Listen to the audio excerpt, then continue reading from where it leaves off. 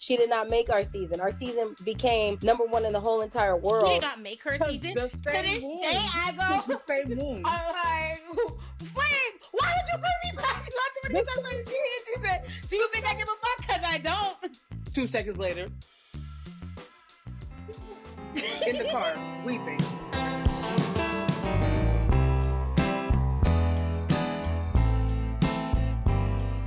You know Hey, what? sis. Hey. Since we are talking about music, we might as well start with you dropping your new single, Floats, today. I did. Me and CJ listened to it in the car, right? And let me show you, Chika, let me tell you how you make us sick. God. we go to get our fast food. We see like a little old man, and both of us go, damn, I miss Pop Up. And then 2 seconds later, I go, let's go check out Chika new song. Oh no! I said, this us. Blah, blah, blah. The next thing you know, I was like, are we feeling sad? Yeah. Yeah. I was like, this sentimental bitch. I'm sorry. Yeah, you should have asked me. That's the worst song to listen to if you try not to feel emotions. Bitch, I said, Chika gonna stop bearing her fucking soul to these nice rhythms and look. surprising me. Because the first was stimming, everybody's like, "Oh, we finna sign up," and I'm like, "What? Wait for single number 2. Just wait." It like me sitting in the dark corner with a cigarette, just like they're gonna. I promise you, I turned it on, and me and CJ go, only this bitch Chika would drop a sad single. She said it's fall. She said it's fall. Everybody else might be fucking confused, but it's fall. Well, it's a homecoming project, and like this is homecoming season essentially. Yeah. And so like it's all reflective. And also the song comes like halfway through or towards the end of the project. Yeah. So you get fun. You get fun, but this is the sobering moment of the project, I would say, where you're like, can't wait. Yeah, I cannot wait. First of all, one of them ones. And I love the single cover. It's so beautiful. I was like, oh my God, this is such a beautiful ass picture of Chika. Love it. And then I'm so fucking shallow. I fucking see that you're announcing single coming out today. Me, oh my God, it's so good. Then I was like, and I'm listening to the song. And I'm going to run and go. And I'm going to run the song. I said that is so Olay. Like, yes, absolutely. I saw the second comment because it showed it in the priority, but it showed the first comment, and then like 20 minutes later, it updated, and it was like, oh, she also left another one. I'm like, yes, of course. I appreciate it. I got my priorities. I was like, ooh, look at this beat, look at this beat. I'm like, I'm guilty new of music. that. I'm guilty of that. I'll double tap somebody's picture and be like, you look so good. And then the whole time it's a wedding announcement. So you want to know, I was going to tell you the other day, right? Like, tell me why. So I go, first of all, actually, let me tell you, funny, back in the day, and I do mean back in the day, in my 20s, right? Because this was a white guy I was dating, and I stopped doing that ages, a million years ago, as you know. But I remember, like, trying to like this, like you trying to make a fucking square peg fit in a round hole, right? And I'm like trying to introduce this white guy to like music, like oh, music, I like it, music I think you might like, and I made him a whole ass playlist of all kind of Black artists I think great that are the only shit he liked was your album, but loved it, like, and so what does that mean? What does that mean? It means he knew a banger. I was so hyped though. Like, I love when you like, I'm like, listen, it might only be one win, but it's a big win. Listen to a whole playlist, don't like shit. You know what I mean? Like, I was off. I could have been off beat, but this whole shit. But let me tell you, when I tell you he came in the house, like, I'm putting on my other white friends to it. Like, that was his shit. You're like, this one's gonna resonate with this. It was specifically Industry Games was his shit. Because Industry Games is a banger from top to bottom. That's my shit. And now tell me why the other day. By the other day, I'm Bahamian, so that could literally mean any time between now and my birth. Yeah. But the other day, certainly before me and you connected, please tell me why I somehow had missed the drop of Samson. And so I go. Well, I go to go show somebody Industry Game. So I go, let me type in Chika. And I was like, bitch, what the fuck? When the fuck I miss a whole fucking album? And I wanted to tell you, that shit bangs. Thank you. That's what I wanted to tell you. Like, I was late to discovering, but that shit bangs. Also, the artwork, sensational. I drew that and then we took the picture. It's like the story behind that. We'll talk off camera. Don't worry. But that album was a labor of love, and everything I talked about on the album, I was experiencing as it was coming out. So I felt like re-traumatizing. So I'm like, yeah, I'm so reactive. I need to calm down. And then like the album came out at a time that I was getting dragged for being really reactive. So I was like, okay, well, they're not gonna hear the growth. It's fine. But I do appreciate that. That's my magnum opus. Everything No, from this point forward is just it fine. really is so good. Like it's so good. You make such like cohesive projects, and I love that. I always could Yeah, feel like I know what my bitch is telling us shit. Okay, like this is what I'm I'm going through. trying. This is who I am. Like I'm listening. I'm like, yes, bitch. Like even like listening to Float today, I was like, yes, remind me of when I was in high school and that was a Yeah, real part of my life. Yes, like let's think about those things. yeah. No, I think it's because I don't take enough time to actually reflect. I have like weird processing things going on with, I don't know if it's the spectrum or what, but like I sometimes things hit me much quicker before they're revealed to me, or they hit me like years and months and days, all that. So in float, I was actually for the first time reflecting and being like, oh, like literally every mistake, every choice, every decision led me to where I'm currently sat, and I never think about that. Like, Yeah, what if I didn't work at Chipotle? What if I never met this friend who I was in summer school with? Like, well, you you know what I'm know. saying? Like, all these different things. Where I'm like, man, this could have been a completely different story. That makes me think of yesterday. There's a YouTube creator named Shan Spare. She has a channel for Mm-hmm. shorter content, Short Spare, and she put Mm-hmm. out a video that was basically talking about like what'd she say? She said, if there was no 9/11 Twilight, we'd have never got Twilight. And the video is like a deep dive down that, and I'm like, it is like it would be fun to sit around and like think about like if not this, if not that, if not The this, if butterfly not that. effect.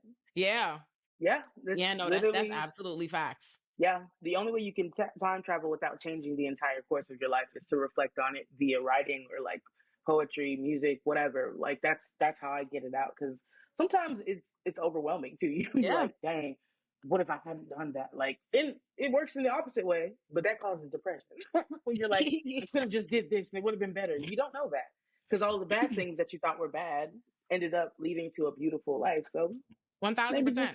Without a yeah. global pandemic, I probably would not be sitting here talking to you.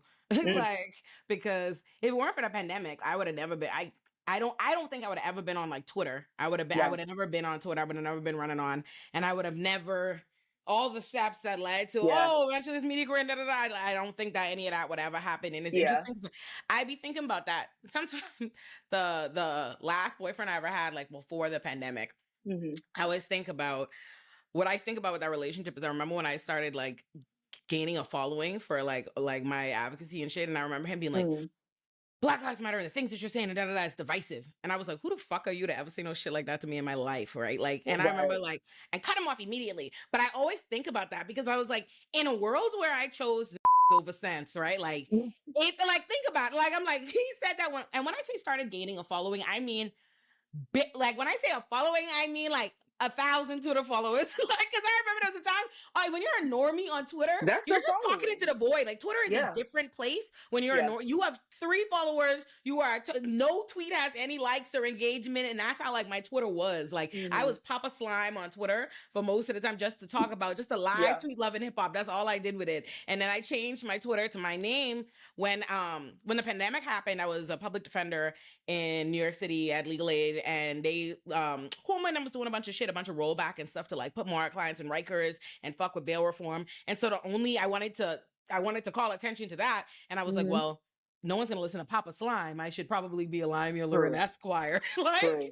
and that's what happened. And I'm telling you, the slightest bit, I mean, the tiniest little bit of Twitter engagement, like tiny. Okay, Yeah. 36 likes on a tweet, and this at home feeling like I'm famous. He upset, like feeling insecure. So now he's trying to like. It wasn't even about like having a problem with my advocacy or my politics for real. It was about Yeah. having a problem with the idea of me getting Yeah. like me becoming anything or having a following and feeling threatened by that. And I always feel Uh, like if I had been someone who just been like, oh, this talking stuff, let me delete my Twitter, my whatever, I would have never known. Not only would you miss out on a whole different life you live hmm. in, but I wouldn't have known it because it's not like, why would I have ever been like, you know, if you delete your Twitter this day, you're never gonna check the mayor in 5 years. You know what I Yeah. mean? Like Yeah. that's so, yeah, you're right. Domino It effect. all ties in together. I'm just grateful for what has happened. I'm grateful for the things that haven't, that I'm not aware of, that could have put me in worse positions. I'm grateful to not be aware of the things that have taken me out. Grateful for all of it, but flow is for sure supposed to be one of them ones to reflect. Just sit and cry for like maybe 4 minutes, and then Have you told the world yet when your next album is coming out? I have not, but I I had a can. feeling. I had a feeling. Oh, okay, I'll ask you that later. See, the thing is, I've had my date. We've had the date for months now, but I luckily hadn't said anything because we just had to push it. What's it? Why else? It's this year though.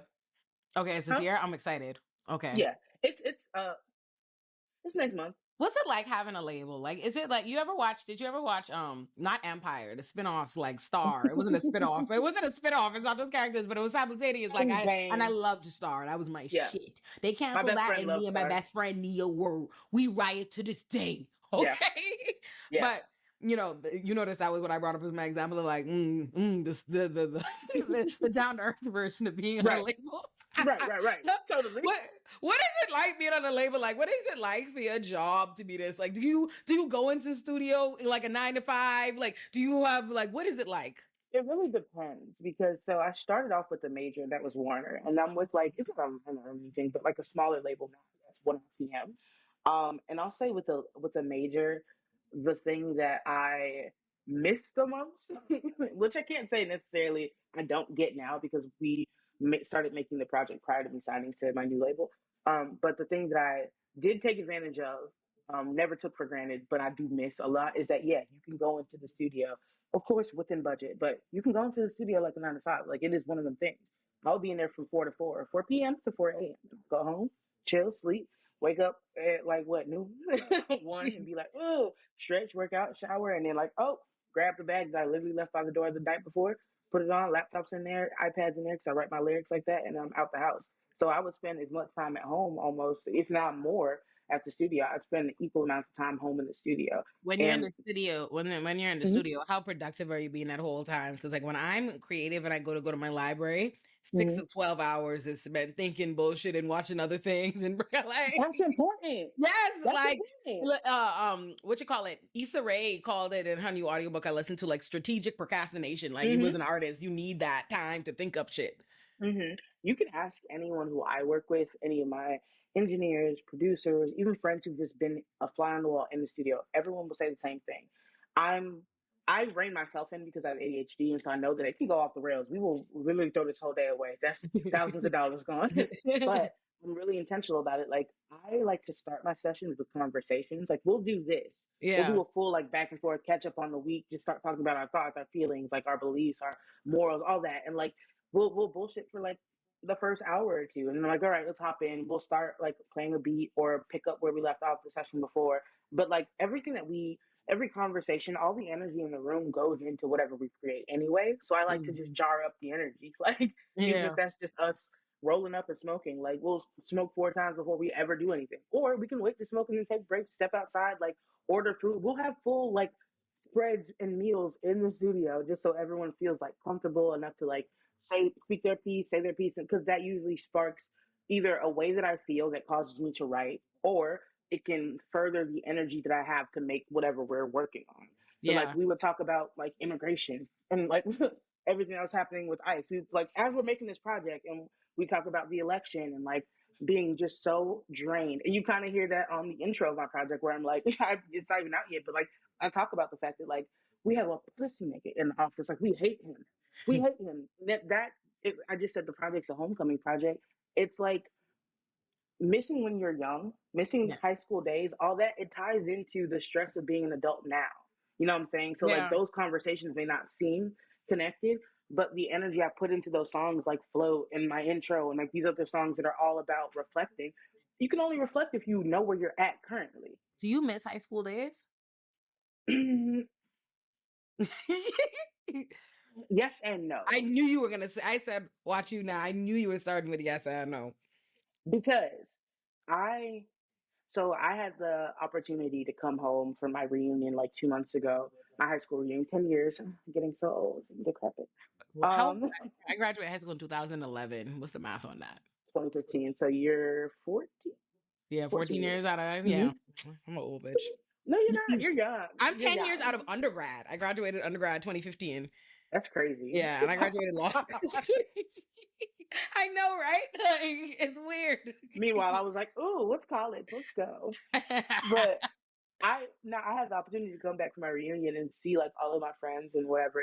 And two things. One, I got to read my high school journals, and I realized that girl, as delusional as she may have sounded, she knew what she was talking about. Because I look at my life that I'm living now, I was writing that shit down. I was like, yeah, this Yeah. is gonna happen to this, and I was like reading myself for filth all throughout it, good and bad. Like, and I was like, oh, I've been self aware. Like now I have like Yeah. names and terminology to put to like all of my quirks, but back then, like even without the sauce, I knew what I was doing, and I Yeah. did make something happen. Secondly, I didn't do a full year or a full undergrad experience. I went for 1 year. So my last memory of being Oh, and then you surrounded went to go by, be a star. that's how life crumbled, you know, that's how it happened. I just was called, I was chosen and anointed. You're on a unique Um, special list to me of like Nigerian rappers who like my daddy can allow like respect. I swear to you, I remember when my daddy said my daddy discovered Wale. I don't know how. I was And gonna say my dad, Wale. my daddy was like, Olubu Wale. Because he was like, someone asked me if I would have a problem if my child was a rapper. And I said, I suppose if they were successful. Oh, that's what it was. My daddy saw he had a nicer car than him. And my daddy was like, well, his car is nicer than mine. So what shall I say? What Girl, shall I say? that's been my saving grace since I got signed. Like Yeah. quite literally, that's been my saving grace is that I'm successful. What do you care if I smoke? Like, Right. are we all these tiny things? They fade away suddenly when you realize that my life is not going down the crack. Right. But yeah, that high school But was high the last school, you time went that to I go had see everybody on formative. your reunion. Yeah, like that was the last time that I was around people who are all of my same age group, my Mhm. peers. I spent years and years with these people, and they knew me. So like since then, I haven't had that. When I entered into the Mhm. music industry, it's like everyone is of every age from every place, and like we all have these different experiences. The last shared experience I have that I felt like a part of a community was high school, because usually that's college. So people leave with their college friends, and like Okay, I get it. But so yours got that's derailed. mine. Yeah, that's mine. So I miss that, but Do you the feel like time. have you met anybody since being in the industry like that feels like a genuine friend? Oh yeah, Amber Riley. That's my sister. Oh, I love Amber too. Love her. You should have Yeah, her I love on. Amber. Amber's one of my close friends. I love her. Love her. Amber is like my sister, and her Mians, Mm, Ryan Scoops, excellent photographer, videographer, just great all around person in general. But those are like family to me. Those are my people. okay. Yeah, I have a handful of those people for sure. But like even then, I'm 28. Like everyone is like, oh, you back in New York? Like Right, they're because like, oh, you're you're such even a younger than me. what's that But not supposed to by that mean? much. Not by much though. Like No, just a good 4 years. Just a good freshman senior. Oh, no, I'd have mhm. been out of that. Yeah. Yeah, you would have been out. Yeah, I'd have But been I out. spent all day yesterday dragging my friend who's 35 and calling him Unc, just to be a troll, and he despises it. So that's my No, superpower is that that's me. I'm the Call me auntie. I'd be ready to fight. yeah. Don't do that. Don't do that.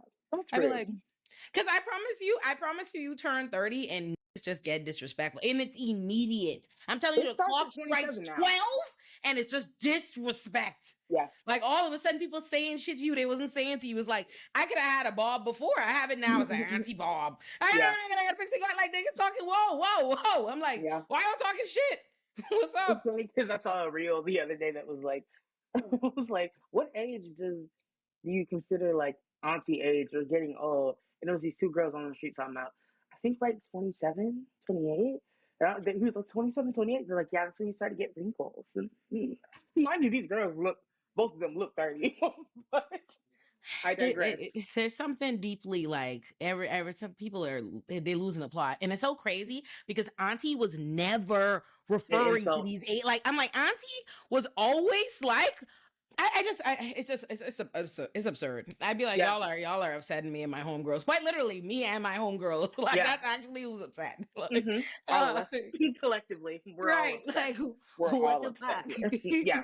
It's I what I don't, deserve though. I remember I is used to it? like no yeah What did you like do? back in the day, like in my youth, like in my youth. Let it out. I remember like my sorority sister Kristen. I love Kristen. That's my bitch. Kristen was like, I remember I was giving Kristen a hard time when we've been friends for so long now. It's like, damn, it's literally probably it's been like more than 10 years. But so Kristen was like, 25 or gonna turn 25. Like, and I remember her turning 25, and I don't even know what our age difference is at this point, but I remember her turning 25 and me being like, child, you round up, you 30. Like, I remember carrying on like that. So that's what my bitch ass gets. Like, it's only. That means I have some karma coming because yesterday I sure did tell my 35-year-old friend that he was pushing 40. You see? And he said, that's crazy. That's how it go. That's how I get you. We were roasting each other. So Yes. I think that's fair. Yes. That's exactly the type of time I was on. Then when I turned 25, I was like, I was like, don't let everybody keep it Just cute. hiding your face slightly. Right. Like, please don't say too much about me. And don't look too closely, okay? Look. Yes. I'm using all of the retinol I can. I don't think I've ever missed high school. And I think I'm trying to think of what I've missed. I'm like, I had an angsty youth. And So did I. Yeah. I'm like, no. Love my parents and my family down, but definitely like I left the Bahamas when I was 14. About to turn 15 to go be in the States, and my parents and were in the Bahamas. And definitely don't miss not even anything about my childhood. Like nothing about my childhood. You keep that.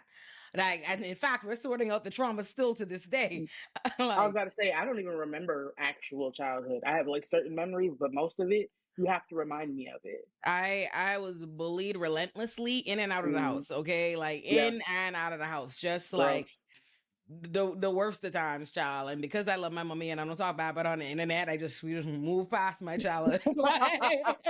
So first time, America loves conspiracy theories about autism. That's one thing I say. Like the Caribbean and Africa might be behind the times, but America makes up conspiracy theories and bullshit. You know what I mean? America's bored. Like they make up shit. And I remember the first time, like. And the thing about American conspiracy theories, and when they start making up wild shit, if you've never heard that wild shit or you're in any way familiar with the concept of making up wild shit, like you don't even know what's going on. I remember my senior year at high school. I went to boarding school in West Virginia. And I remember being at the track, like at a track meet or something. And like my then like little boyfriend's parent, like mommy, is like asking me questions about my life or da da da da. And so when I mentioned my brothers are autistic. She was like, and it's so funny thinking about it now at 32, knowing what was going on, and me 17, 16, knowing what the fuck is happening. Yeah. She was like, did your parents ever vaccinate them? Oh, child. Chika, I don't even, the thing you didn't understand, like, you see how we know where she's going? Me, I don't know what the fuck she's talking about. And I'm imagining you in that scenario, not knowing where it's going, and that's such a large jump from what we were just talking about. Because what does that have to do with anything? Especially if you don't know where she's going with it. Like if you don't know the conspiracy theory, then that actually is just an insane thing to say. By the time this lady starts unraveling that my mommy gave my brother's autism like by vaccinating them, I was like, what? Like I can't even understand. So let me tell you something. American right wingers and conspiracy theorists will get you so good off of the fact that you just simply have never heard this craziness. Yeah. So like I remember like being on Rising and and like they started on a whole transphobic tear, right? Like I remember one time it was going viral, me arguing with them because the co-hosts and the two co-hosts and were defending Jordan Peterson's right to like dead name Elliot Page, like, and they were running on, and I'm like running on, but I'm like what the fuck, like that's bullshit, da da da. But the thing is that I didn't know then that I know now, and I'm like, and mind you, it went viral for people feeling like, oh, I defended it so well, but I would have defended it so much better had I realized that the whole thing they were talking about was a straw man in the first place. Like I'm like, oh. It wasn't, this nigga didn't get banned off Twitter for dead naming Elliot Page. This nigga got banned off Twitter for saying all kind of crazy shit about trans people, all that threats, da, da, da, da, da. But these two were like, this is the game for like right words to know to like present it like that. But I couldn't even call it out because I don't live in those kind of crazy cuckoo nut smears where they make shit. I've never heard of Jordan Peterson. At the time, I didn't know what the fuck that was. I just knew, all I thought I knew was I disagreed even with their straw man. It's like they were making a straw man in the first place. But even what the straw man was, I was like, why do you insist on dead naming niggas? That was my way. I was like, why is that a problem? I found out that that's how they thought when this passed, like last year, December, I ended up going to rehab.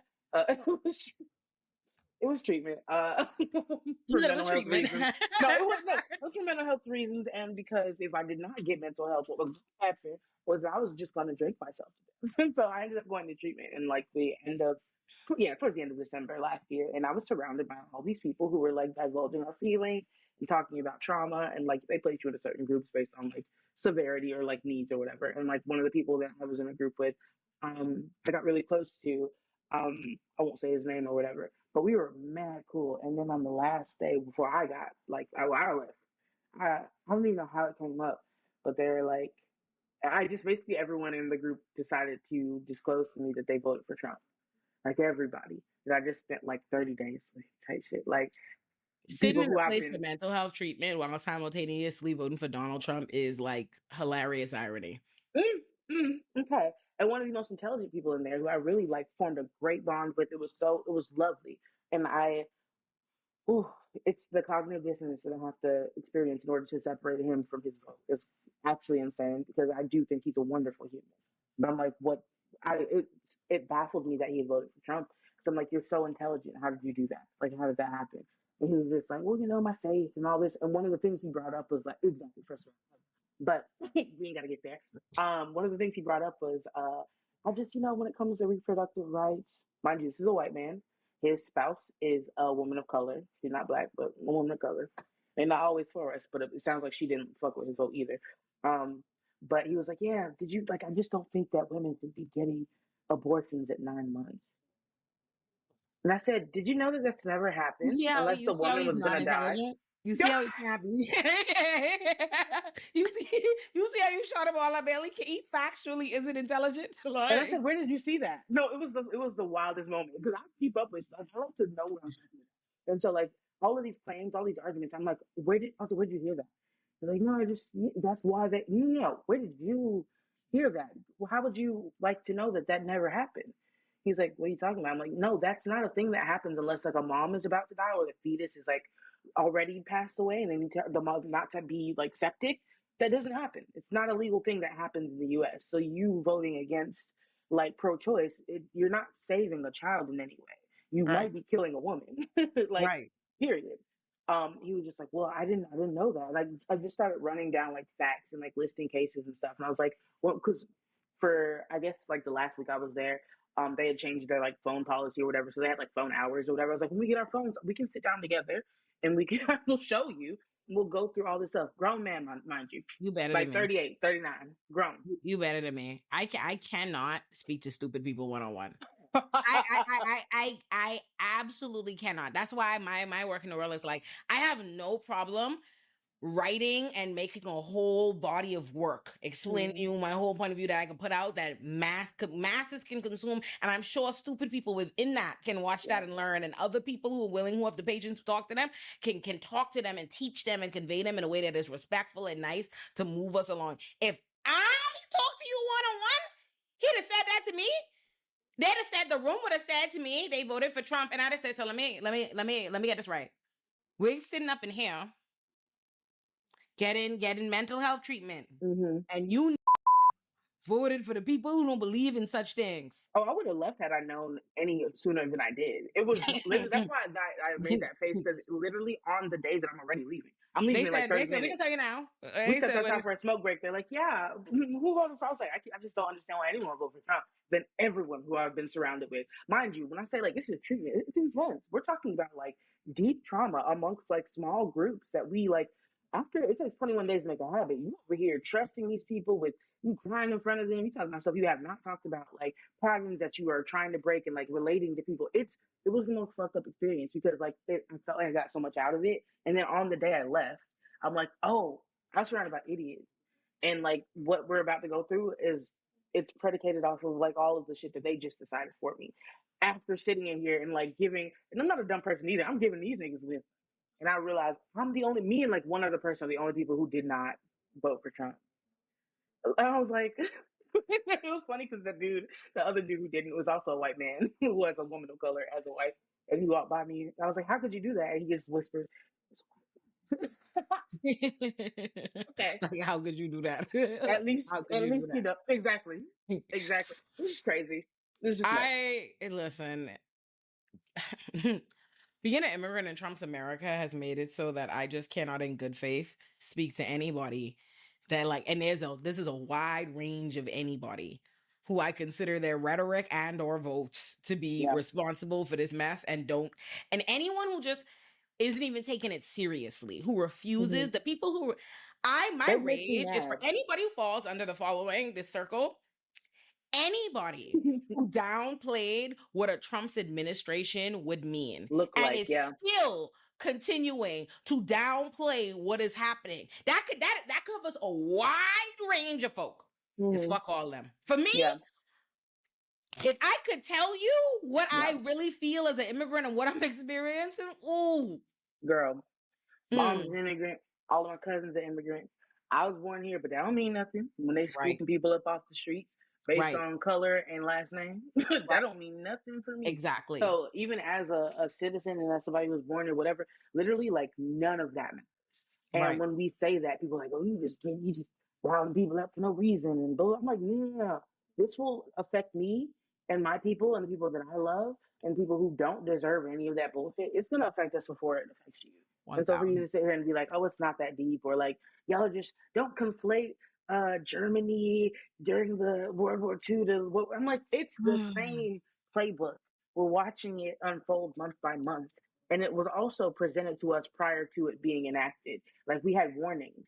We had a full Black woman telling us, hey y'all, this about to be getting real ugly. And I know that there was voter fraud happening. And that Elon definitely, that's my belief. I don't care what nobody say. It's not no Elon bought that election for sure. Yes.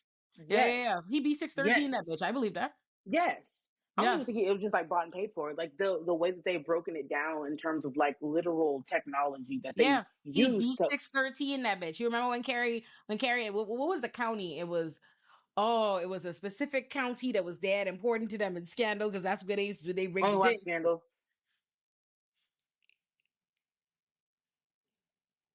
You never watched Scandal? I didn't.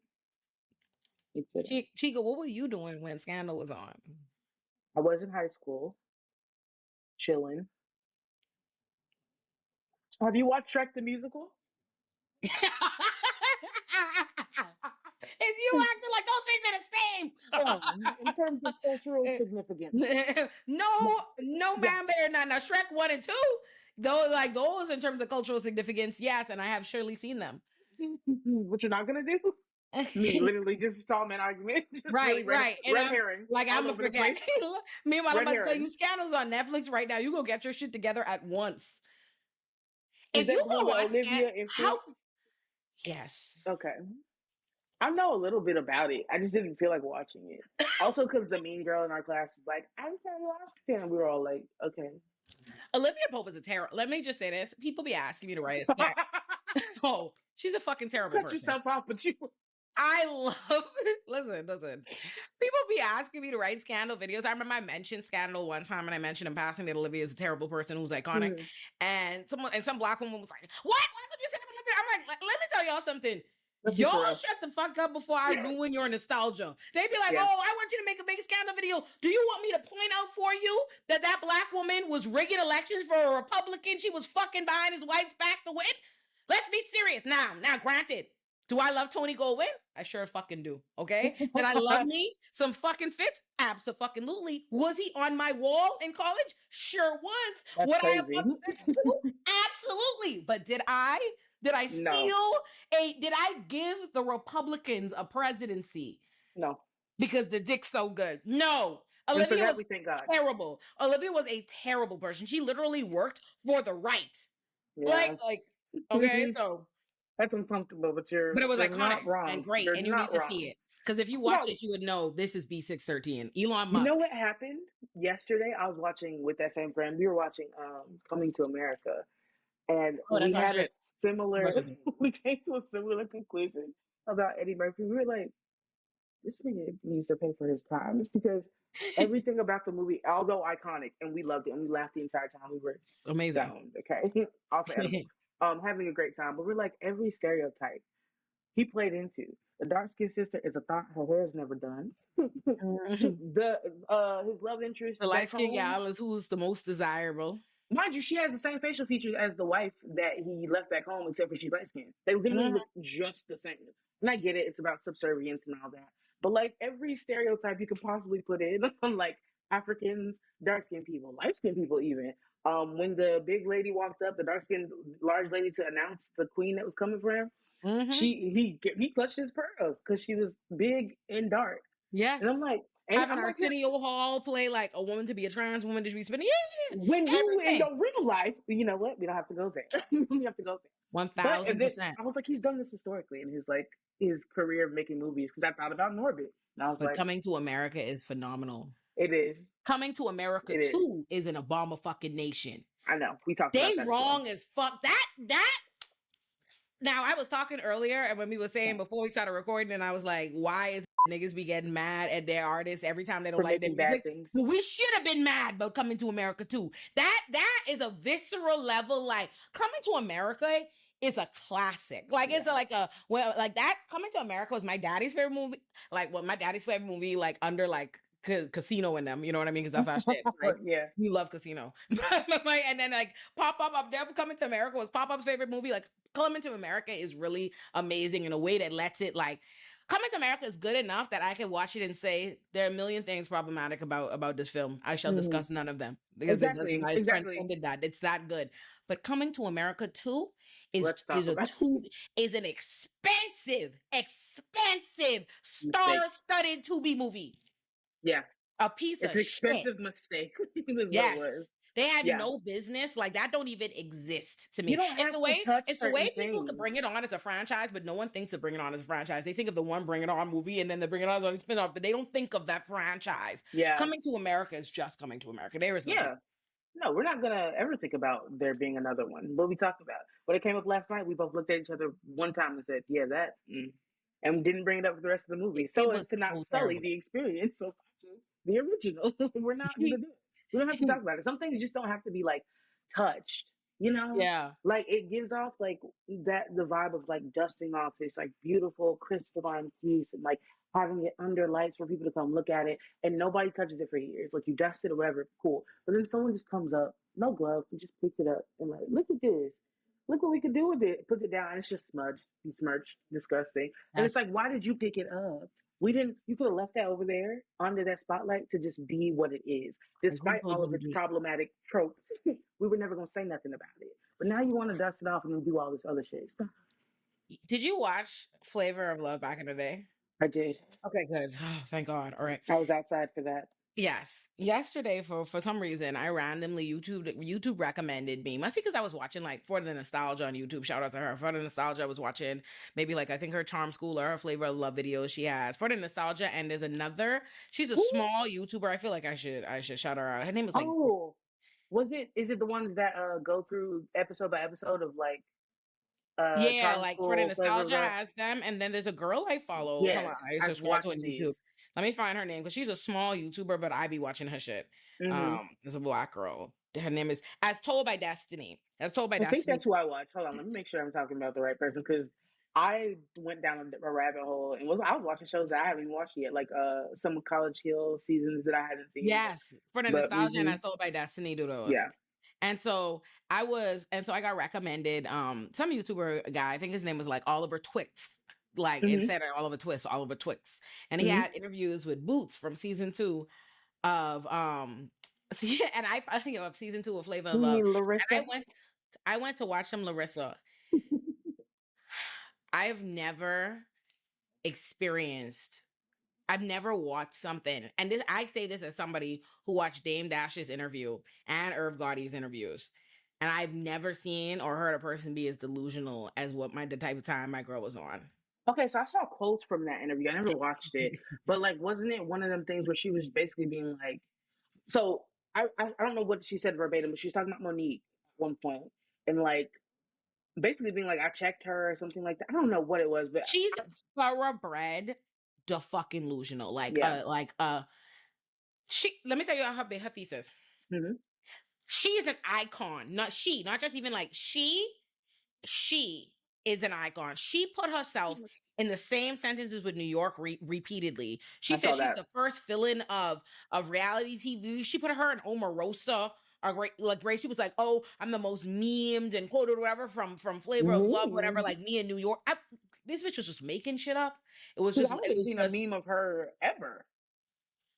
bitch was just making shit up. She was like, Lying. New York. She was like specifically. Let me give you her main thesis points. Flavor of Love season 2 is specifically was iconic that the Flavor like season 2 girls ate up everyone else and that she was the main player in that. She says New York is not the reason, like New York is not the biggest or whatever thing from there, whatever their season is what's iconic. There was reviews. I'm like, first and foremost, bitch. Season 2, they brought New York back because the ratings for season 2 suffered from what she did season 1. And also it was basically just like an audition to give her own show to see if she could carry her own show, which she did. And she got 2 seasons of I Love New York, which was, by the way, much bigger than Flavor of Love in the ratings. And she also got like New York gets a job. New York gets a job, New York goes to Hollywood. Yes, exactly. You remember? And like I'm like my bitch is still working to this day. This girl was like, oh, I checked New York and I was like, she's really crazy. She was like saying, oh, because her gripe is that the people are calling these Zeus girls iconic and icons and they're not that. They're like, we're icons. And I'm like, first of all, most of the Zeus girls are not iconic. Yeah. And neither are you by your lonesome baby girl. You are a part of an ensemble cast and like, love that. And also too, as she was talking, it was like, anybody who knows, she was like, oh, I was the thing. I was the big deal. I was this. I was trying to everybody. I'm like, first and foremost, New York is a star of every second of every one of all of those shows. Yeah. All of them. Tiffany, New York Pollard, the head bitch in charge, the HBIC. It never in this life. Where the bitches who won the seasons, Delicious and fucking like Hoops, ain't nowhere near. It's like, it's not even close. But also, the North remembers. Bootz was a part of a pair in our mind of Bootz and Bucky. Nobody thought of Bootz and Bucky separately. And Bucky, Bucky is doing Johnson, more than Bootz. Exactly. And we don't respect her because she ain't loving it back in the fool for 15 years. So I'm like, what do you mean? What do you mean, Miss Lady? I was like so blown away. Her, though. I did. Yeah. I loved Bootz. I loved Bucky on Flavor of Love. But and Bucky, Charm School. And on Charm School, but not on Love and Hip Hop. No. Like on Love and Hip Hop, she's just, unfortunately, I'm just like, yeah, it was giving. I've been wanting to root for ladies because I want to see them stand up. I want to see it get better. I want to see this. It's interesting because like Bucky had us I felt like we respected Bucky so much more. She somehow came off far more like when she had more wits about her when she was much younger and a bitch vying for Flavor of Love on Flavor of Love somehow than in Love and Hip Hop, where you would think she would have more capacity over control. It's very sad what's happened over there. Just wondering like what goes on afterwards because the crash outs do be real, and I hate to overuse the word crash outs because I think that there's a specific terminology that is associated with crash outs. So, but when I see certain things like that, I'm like, yo, what happened or what aren't you getting? And I'm not even saying that in a judgmental way because I know when I crash out, it's because I'm not getting something on a side that people probably don't even see. That like when I do say certain things, they're like, whoa, she wilding. But there's something on this end. She's been denied something or some sort of access that she would even come up out her mouth and try to put herself in that same category as anybody else. Because like she wasn't memorable even on her season. Like at all. She was mean as hell. She was mean as hell. That's the she was only mean. Thing like she's stinking. I'm like, I'm like, girl, but like, and it wasn't coming off. It was unfortunate because I'm like, girl, this is your opportunity to come on here and seem like more mature and like, but like no other girl. I've never seen a single other person from any of these reality shows from 100 years ago talking as though it was real and they hate these bitches for real and they blah blah blah. Like all the Delicious. I mean, you see Delicious in them talk because they have real lives. They've moved on. It was 20 plus years ago. Like. Yeah. They're talking like it was a show, like New York, da-da-da. She's talking like the shit just happened. Like you would think, I'm like, you know what I want to think or what I wonder? So I know that for a lot of these shows, and I haven't been on one, so I'm not breaking any kind of NDA, but I do know this to be a fact, that a lot of these shows, they cast girls who really don't have romantic interests in these people, but they're great for television. And they come from like those kind of agencies where they're like, oh, you should go on the show. You can like, pretend and it'll open up door for you. I wonder if what they also do on the flip side is put real girls in there who do think that they're vying for attention and like fighting. I wonder if she's on that end where she really doesn't like even get that this is just television and like, you know what I'm saying? Because that kind of illusion either is mental health. The thing is though, she just genuinely thinks she's a star. Like you're gonna talk to That's what I'm saying. Like she said that I got So you remember we had she did Flavor of Love and then she did Charm School. She said out of her mouth that she was invited to do I Love Money, you know, or you remember that one, or For the Love of Money, whatever the fuck it was Oh, I called. love that show. I love Money. Yeah. She I said she was loved it. invited to do it, but she declined it because she felt like they wanted her to do a show with like New York's people like Chance and Real, and she was above them. She said that on this interview. She said Chance and Real, by the way, who had their own spin-offs, like, you know, Yeah. I'm like, And for we're still Chance, relevant in this decade. Like, right? They had like, and rest in peace to Real and his amazing fucking I gorgeous had self. such a crush on him. Oh, That was one my of my. best friend Nia loved him. I was obsessed. Rest in peace, Real. We So love for you. her to say like she was above them, and I'm like, how could you be above them if y'all are in a world? If all of y'all are in the same entertainment world, y'all are coming literally from the same shows. Mm-hmm. They have spin-off shows that are their shows. That's how good And and you memorable don't. they were. And you do not. I never have. You have not done shit else but be an Instagram baddie Yeah. in 25 years. What the fuck are you talking about? I found what it was. So I guess this was a while back. I don't know how I just saw the headline like maybe 3 months ago. It's so funny because this happened in 2020 apparently. She said that Monique blacklisted her after Charm School, and that's why she hasn't done anything. And then she said that Monique's career now is her karma for blacklisting her. So we can do with that what we will. Blacklisting her from what? A music video? From where? From what? Like, what were you gonna do, baby girl? What was Because your like talent? not for nothing, right? Mm-hmm. New York, like you know the story on how New York ended up on Flavor of Love. Mm-mm. New York was not like she didn't have an agent. They had like actual like a casting or whatever with people who they like invited to this casting, whatever. New York's in the mall or something like right nearby, sees it and barges in and just fucking kills it. And all the people are like, whose girl was she? Who brought her? And they're like, nobody. Everyone's like, blah, blah, blah. My girl just starred and decided a star was born, took her opportunity. And not for nothing, New York has been booked and busy nonstop for all these years or whatever. A star and a icon of reality TV. But the North remembers that New York's real dream was to be an actress. Yes, and despite her iconic status, she never got that opportunity. Ever. Well, she got one. She was in First Sunday. Oh, okay. I forgot that. That's such a good movie. Oh, Cat Williams went crazy. So did Ice Cube. But no, she was getting her hair done. She was in the beginning, one of the beginning scenes. She had speaking roles. First time they came out when I lived in Bahamas. I remember I watched it in the Bahamian movie theater. So you see that's the one though. Yeah, exactly. So what opportunities was Bootz getting that she was blocked from? If New York, like what opportunities do you mean? And what the fuck would Monique need to block? Who did she like? Were you an aspiring comedian? Like, were you an aspiring comedian? And she can't sing. She's not like a muse. She wasn't like trying to advance in me. She's literally. I could go. She wasn't interviewing nobody right now. She's just a great bad bitch body with 6 layers of Snapchat filters on her face. Oh wait, she has an Instagram. Mm-hmm. Let me show you. Find that. I'm about to pull it up right now. Because I said this lady is crazy. Wait, what? Oh wow! Trump commuted George Soros' sentence. Not George Soros. I'm sorry, George Santos. My fault. So George Santos. Getting out. You know the. Yes, I know. So he getting out. Yeah. Why? Yeah. Listen, you understand the times we're in. I was so excited for him to be in prison.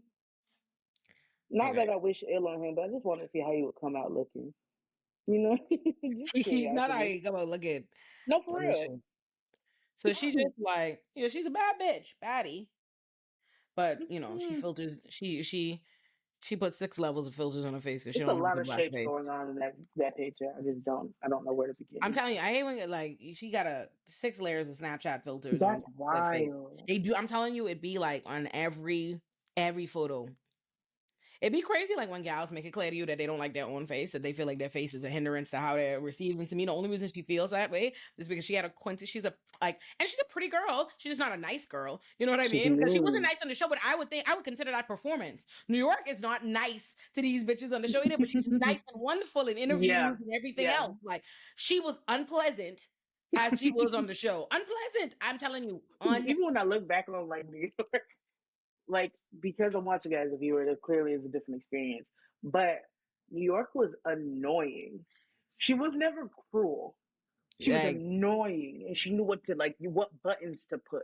She was like a gnat. And like she would say certain things, like she would just basically talk herself up and be like, she was everyone else stinking bitch, and we loved her for it. We loved it. When I was a kid watching it, because I had no business watching it. When I was a kid watching it, good morning, not you. You can choke. Oh, iconic.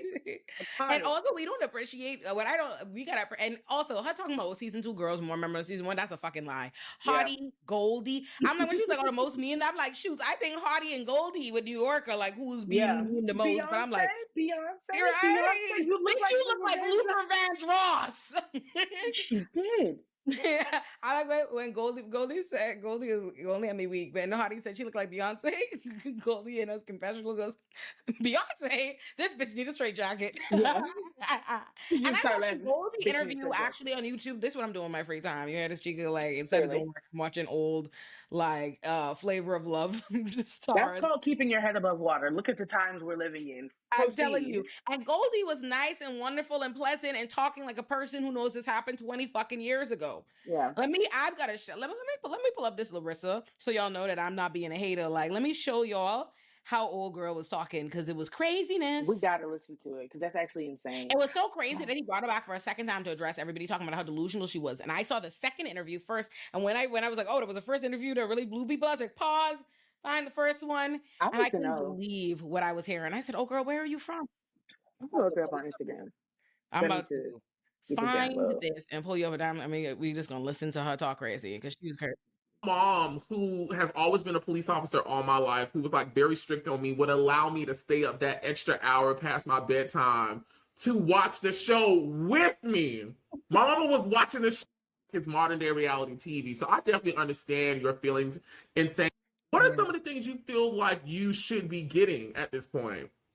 At this point, I just feel like even back then there weren't the shows that were out now, but even now they're calling people icons that are not icons. They're calling people, oh, you're reality royalty when they're not reality royalty. They're calling them that when they were just on a show and that's it. It's like, oh, well, because they have a show now, we're calling them that. That's not reality royalty. That's not iconic.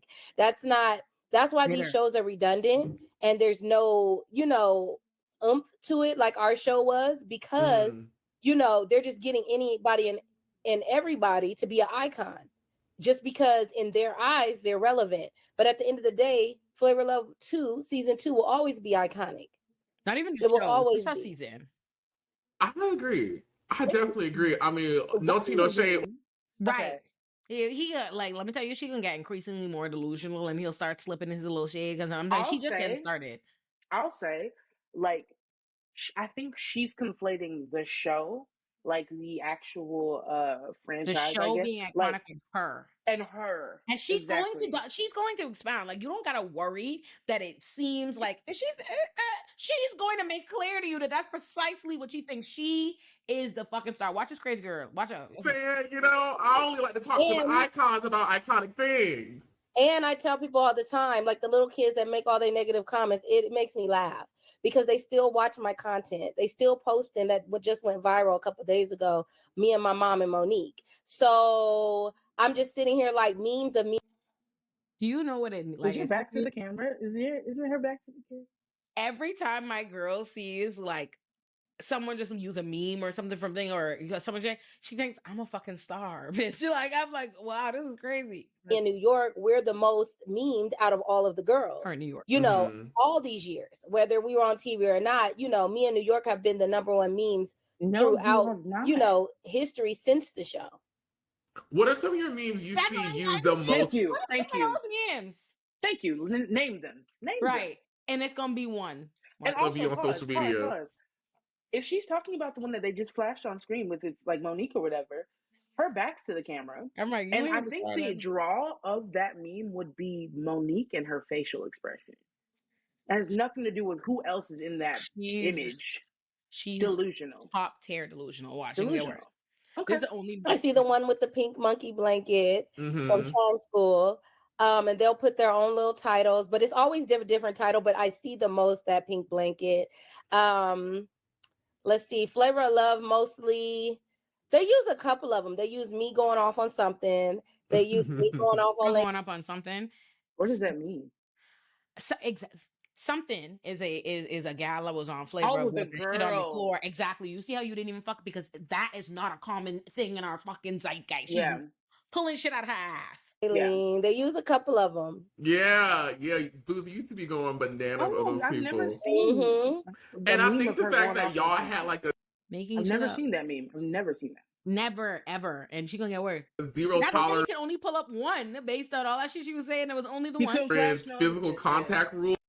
And I'm also like, being in a meme does not mean that you are an iconic star or relevant. I'm like, there are lots of people who are no ones that are in the most popular memes ever. They're regular people. There's like a series on YouTube, like, where'd this meme update on this and this person? They're not even people you know. It doesn't mean, baby girl, what you think it means. Yeah, exactly. Really up the ante when it came to y'all verbally sparring. Like, bitch, I'm gonna say whatever the fuck I want to say because we can't really hit each other if we want to actually stay on the show. Mm-hmm. And you went up against all of them. New York being probably the biggest contender. Watch this. Listen to that. I feel like I conquered her. I was the only one. And that's why he laughed. And that's the reason why I hate when people try to bring up, like I tell people, I enjoy New York as well. I'm not a hater. Imagine being able to build an app. Like, bitch, you conquered her. And I hate when people try to bring up, like, girl, this happened 20 years ago. Yeah. You're mad. Like, what are you talking about? Season 2 trumped her season. She did not make our season. Our season became, I tell people, I enjoy New York as well. I'm not a hater. But at the end of the day, season 2 trumped her season. She did not make our season. Our season became number 1 in the whole entire world. She did not make her season. To this day, I go, the same moon. I'm like, Flame, why would you bring me back? Not doing this. She said, do you think I give a fuck? Because I don't. 2 seconds later, in the car, weeping. That is what made the season. It was that none of y'all were interested. She made the season. Even the clip they just showed where she was dragged. I can tell you the scene when she's coming down. She was like, you look like a fairy princess from hell. Resides over the pits of hell. Exactly. And she was like, you're gonna come, Bootz? Like, even at the reunion, when Bootz is like, oh, you said you're gonna back me on a wall. I want to see you do it. And then New York goes, which wall? Pick a wall. Yeah. Iconic. Like, but you never, and she's gonna get listen to the delusion. Out of her season before she even got on, was a special guest. So people love to I think what they do is they like certain people or they just try to make us mad. So they say things like, oh, she did this for y'all. She didn't do nothing for us. We did it for us.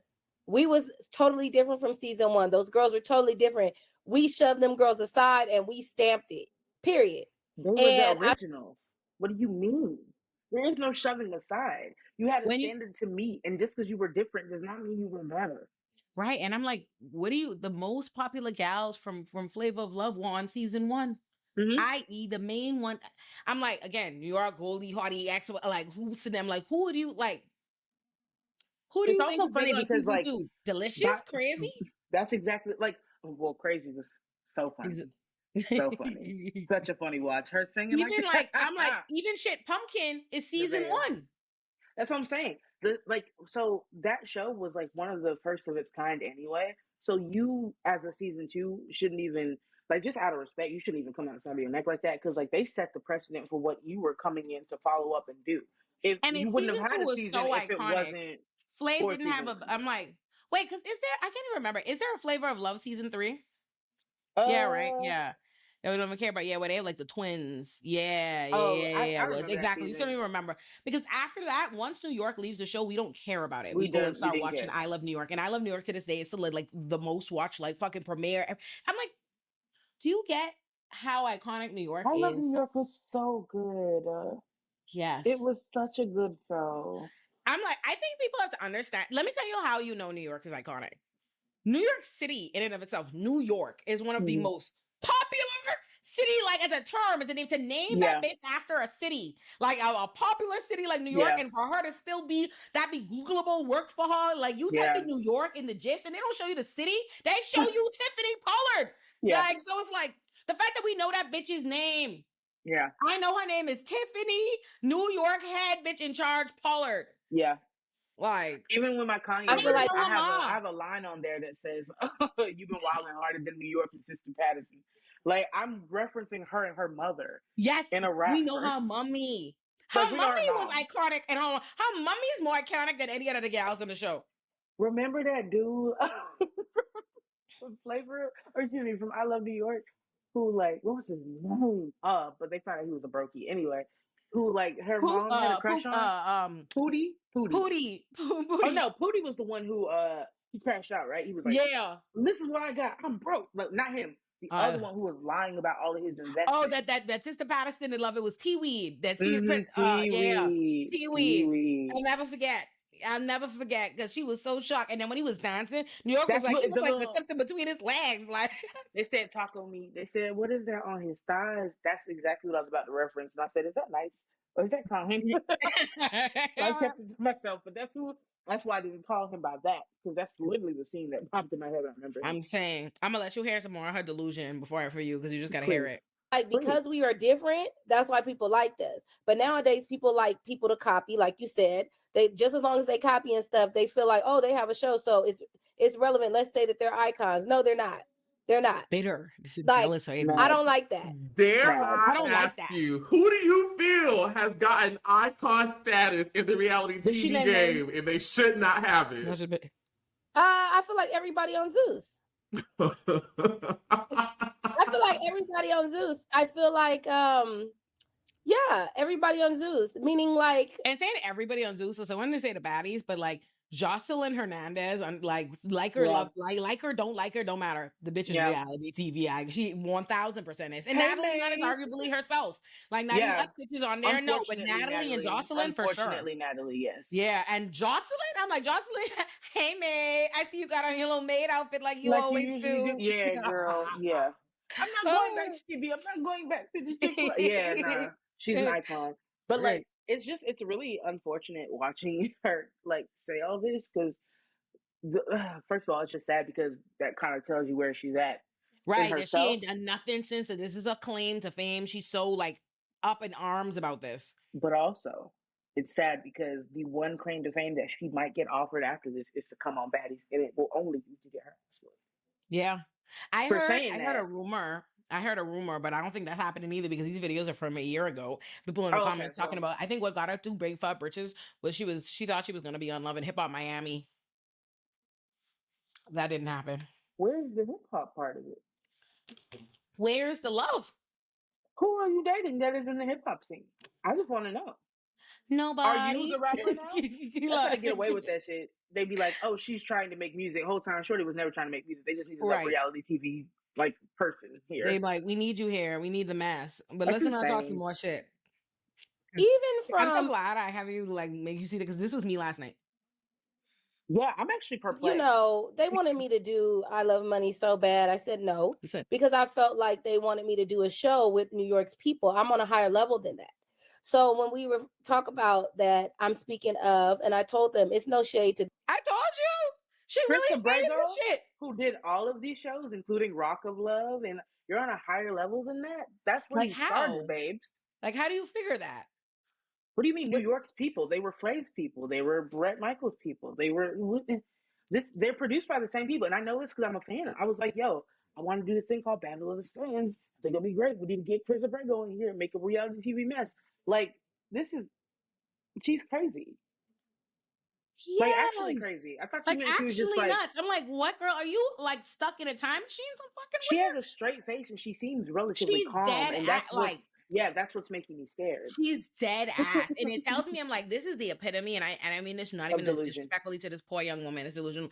This I don't have to ask you what you did in the last 20 years to know it's nothing. Between your ceiling fan and the fact that you talking about Flavor of Love, like that shit just happened and it was real and all that matters. Like, lady, I know what you're going through, which is nothing. You ain't She's doing wearing shit. it on her face and she's saying it through her words. And she's home actually watching Zeus, mad as fuck. She feels like the Zeus lady. First of all, also, no one is calling the bitches on Zeus icons. Nobody is. No one. But Isn't the fact there, that like- she's just like mad, like, oh, because they think they're relevant, because they think they're this. I'm like, Bootz, you realize you were nobody but a gal that went on Flavor of Love, and then you are still a gal from Flavor of Love. Like, you are not anyone outside of that. So what are you talking about? By definition, Like, you're no they different are than the relevant. bitches on baddies. And right. But like, what makes you think that you're better than them? Yeah. By literal definition, they are relevant because they are more recent than you. Right. And so with you having very little output since your presentation to the world, since your debut to the world, like nobody has asked about you. No one's continuing to peek and see where, like, you're lucky this interview took place. I'm saying, unlucky. like, you lucky that this happened to be really into, like, this is one of those things when you have a platform and then you, like, you remember, like, oh, shit, I could probably, like, you have a particular like and interest, like, I could probably talk to them from that show. I love, you know, I have a little bit of they could probably come on here. Because, of course, like, what else is Bootz fucking doing? Exactly. And I think that it would also be very therapeutic for her to relive her glory days by having a conversation like this. Because Like, otherwise, who's going to ask you about it? I promise you, I'm gonna let you ask more, and then I'm gonna show you just like a minute of Goldie's interview, just so you can see the contrast juxtaposition. between the juxtaposition between these. Because I was like, whiplash, like what the fuck? Yeah. Them because I've never met them, Real and Chance, and God bless Real Soul. But I will say that at the end of the day, I'm on a higher level than them. So why am I doing a show with them? Do you understand what I'm saying? One thing would be one thing if she was saying that, so this is how she felt then and she reflected on it. But you're still saying that, even though the evidence has supported this is 20 years later. Yeah. You still think that when there's no fucking evidence to support such a statement. How are you on a higher level than them? What makes you on a higher level than them? That's a little bit embarrassing. I'm sorry. Like, you see this face, like, yeah. And so that's a lot of people ask, well, why weren't you doing I Love Money? That's why I'm not. I felt like I did my dues. You guys are trying to throw me in here, make y'all all this money. You know, that Charm School episode was all about me. I didn't win Charm School. Anything affiliated with me, I made it a show. That's an icon. You can't say that for a lot of people. The shows were not made. They may have been liked or had, you know, whatever. But when it comes to a person like me, and even New York, there's nobody that you could say. Even New York, like she thinks she's the step down from her. What the fuck is this bitch talking about? Yeah, it's New York, and all of you hoes. That was the case then. They brought New York out. New York came out. I'm fabulous. While all you bitches were in there like a cowpen, upset, looking at her, she's the star. While they announced that she's getting her own show.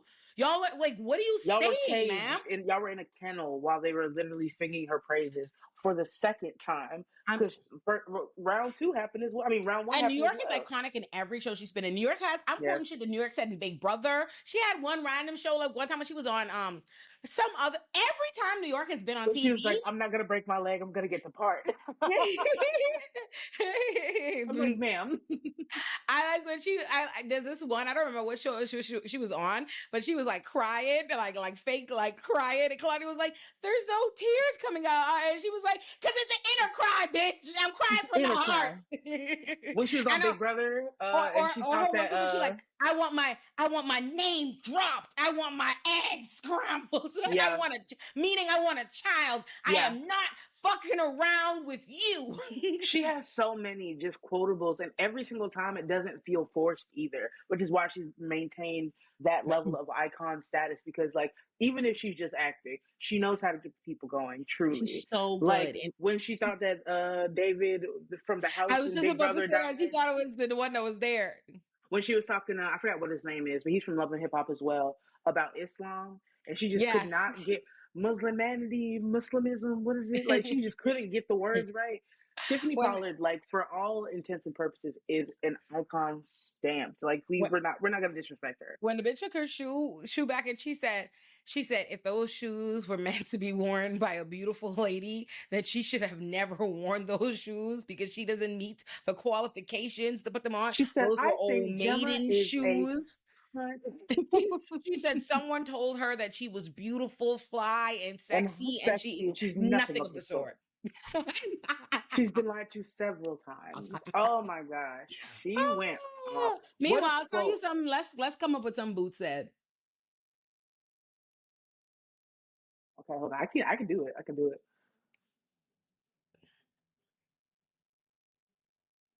Right. I'm not Right. even trying to be funny. I can picture her making her little pouty faces and her Faces. little. Yeah. I I can't. remember her twerking for the homies, like when Flavor Flav brought them niggas, and she was twerking in front of them. I think that she got eliminated shortly after. I don't even know if it's not a quote, but I remember her calling Shay a snitch essentially, or like a rat for charm school. After she did that weird shit to the pictures. See, I don't now know. watch her. There's no Stood quote. Delusion. Watch her be more delusion. out more. Mm. Nobody. When I was the only one standing up to her, I was the only one saying something to her. I Which, love your confidence. you know, so I just feel Shade. like, and when you ask me like what shows, like when it comes to shows like villains, I'm the first villain of reality television besides New York. Besides New York, First of all, she's not. She's like not. that's not true. Regardless, She's literally not. I'm like, what are you Across the saying? board. What year did Flavor of Love come out? Or two? Flavor of Love season 2. Let's see when it came out. 2006. 2006. So Hold just on, about let me 20 just make years ago. sure. And then I'm just trying to make fact check because I have a great example. I'm about to be like it's so it's so crazy. What season of you know what? Basketball wise? Season 8, Big Brother. What year was that? Big Brother Big Brother season season 8. 8. 2000. Great. So, Evil Dick from that show, his name, Yes. first of all, is Evil Dick. Secondly, he was one of the most hated people on the planet because of his gameplay and how terrible he was to everybody. Or Johnny He was Fairplay from awful. Survivors. Let's get into it. You There's so weren't many. even. Oh my god! Like you're not even. You wouldn't even come up in the list if we started Exactly. listing You're not even in the iconic reality TV conversation. villains. I'm not even gonna think of you. Yeah, no. Like reality TV villain, girl, baby girl, you didn't matter. How could you be the villain when you was getting when you got booked? Like exactly. I'm like, so who were you the villain? New York came in that just show like came in the house and you were gone within 2 episodes. The only show she was ever technically a villain on was Charm School, and that lasted for 2 episodes. Out And of also, what, 8, Charm School 9? is not even remotely as iconic or popular as any of these other shows that we're talking about. I'm like, girl, what? No. I'm like, I never heard nobody say let's talk about Charm School. You But understand that's what I'm saying? I'm She the only first had villain. one episode on Charm School where she was the villain, where she No. did something wrong, and that was like episode 6 out of 8 or something like that. Girl, you've never been the pull for any of the shows you've been on. Delusion. Those people are not villains at all. I was the number one. Me and Omarosa had the same publicist back in the day after Charm School. Oh wow! We used to go to dinner together, her and her mom, me and my mom. So they used to look at us like them 2 bitches. We was the 2 bitches of reality television. That's what They somebody used told to look her. at us. Who on God's green earth has ever associated with Omarosa and Bootz? I associate Omarosa with Donald fucking Trump before I associate like Bootz. What? Knowing Omarosa, we were the 2 bitches that used to look at us like because y'all have the same publicist. That's What what that I'm mean? saying. Just knowing how that shit works from the inside, that's probably what they were telling her in office. Like they probably were like, "Yo, it's you and Omarosa. Like you guys are," because that hypes it, boosts morale, and it makes her. I mean, it didn't help her go do anything with it, but it's supposed to boost morale and make you like lean into the villain role. And it's like, "Yo, it's just you and this other person that's signed to our firm." She is a She's crazy lady. And Crazy. an absolute crazy fucking lady. That's actually insane. No, you have to show me Goldie now. Just a snippet. I do. You see me. You see the old lady on me, like me stretching, like tired, but you about to go lay on the couch. Like, okay, let me find. Okay. Let me find Goldie right now. Let me go to my history. Come on, YouTube. Jesus, why you do want to move so slow? Like, they're like, well, like, why are you moving this slow? Because I'm. Hold on, let me see if it moves faster before I end that. I'll share screen after. Boom, and it did. Why annoying? Girl. Why is it that when you're doing things, everyone's like, so you popping out tonight? Say no. Of course not. Of course not. It's not even dark yet. Look at how dark it is out there. Hey, no. Right. You can see Goldie all pleasant. You can see I'm that. actually looking forward to seeing Goldie because I haven't checked on her in a bit. Yeah. My girl is good and pleasant. This is how Bootz I expected. I always assume Bootz, like, these bitches are playing characters, and I would have thought he was a young girl. I don't like watch it and judge it when I watch it now. I'm like, these is 20-year-old girls, 22-year-old girls, or whatever, and they on a show. So I don't assume that this is your attitude. I was like, damn, you came on here and now it's worse because bitches 20 years later you're an adult, you're a real, like, what is on? Please, girl. Okay. Like they was really feeling each other. Brigitte Nielsen. So I had watched Memorable. What's up, y'all? This is your girl Courtney Goldie Jackson, and I just did a bomb interview with real life street stars. Hey, make sure y'all subscribe. Yeah. So wait. So what is your history from Flavor Flav? Like, what did you know of the man? I mean, I knew a lot about Flav. Like, I knew he was, a part of Public Enemy. I was a fan of his. I knew that for a while he had like fell on hard times, you know what I mean? They said he had been on drugs, la la la. And then he had came back because he did Surreal Life with Brigitte Nielsen. So I had watched, most of that, and I knew he was, coming back. So yeah, and I was like, I couldn't believe that him and Brigitte really was I need really. to go watch this after we hop on. They looked like they was really feeling each other. I'm gonna send it to you. It's Like, so pleasant, okay, right? all right. It is. Yeah, that look like a weird. Look at all this light and Goldie. Yeah. Like, oh, right. I'm like, I told you, it make it. She's starkly crazy when you say Goldie talks about it like a sane person. Yeah, like, a normal human. like not like she's out of her fucking mind. This is most replays. I'm watching it. I'm like, this girl ain't broke enough. Yeah, you know what I mean? You know what I mean?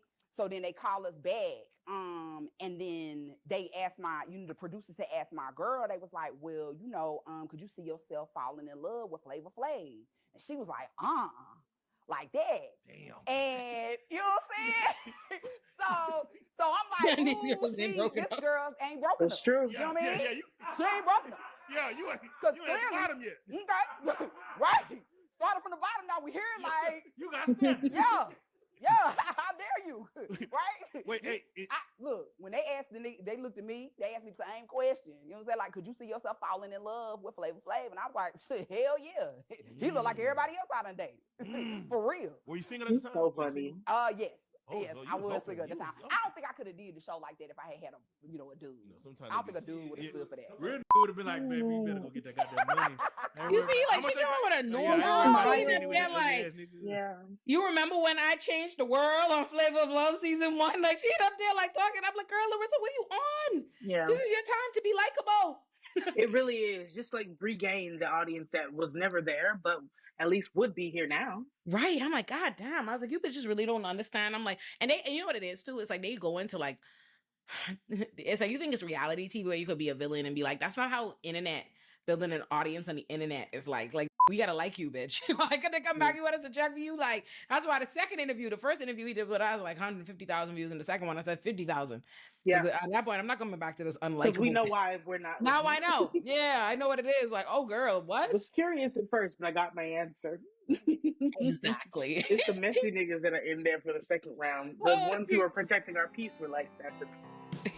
Stop what you're doing and listen up. You just watched a video on one of my channels, but the Illuminati-verse is huge, and I want to tell you what everything is and how to find it. The Illuminati-verse has 6 channels. On the YouTube homepage of any one of those channels, every single channel in the Illuminati-verse is featured at the bottom of the page, so you can always easily find them, okay? Remember I said that. Don't say I ain't tell you how to find it. Subscribe to my main channel, Illuminati, to find my Illuminati productions, which are my long-form video essays, and also all of my backlog of content.